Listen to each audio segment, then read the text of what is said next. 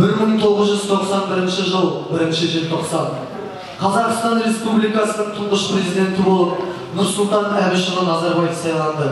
Міне, сол жылдан бері Қазақстанның президенті болып, елімізді көркейтіп, бүкіл дүние жүзіне Қазақстан елін танытты десе болады.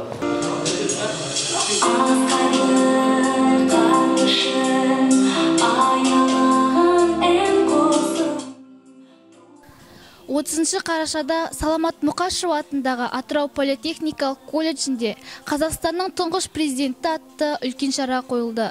Бұл шараға колледжіміздің 1-2 курс студенттері қатысты. Президент күніне мұнай бөлімі өз өнерлерін көрсеткен болатын.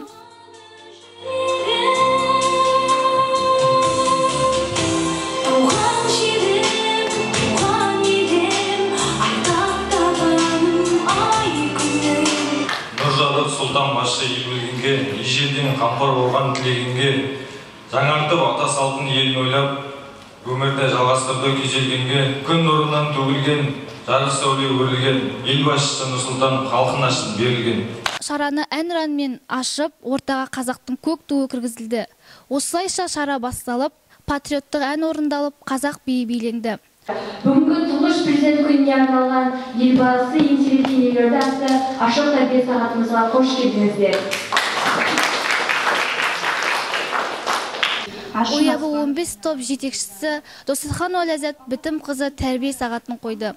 Бұл тәрбие сағатында Нұрсұлтан Әбішұлына шағын өлең жолдары оқылып, Нұрсұлтан Әбішұлы жазған отан әні орындалды. Бұлар қаздар ұшқан, қадамы нық әлемде атайқын, егеменді ел бүгін Қазақстан.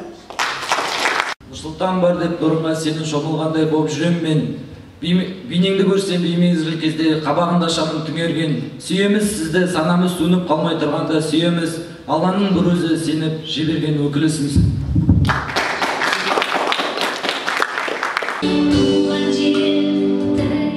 Біздің колледжде өнерлі, талантты және білімді студенттер көп. Сіздерге бұл шара жайлы мәлімдеген Оябы 15 топ студенті мен Аян Шырай.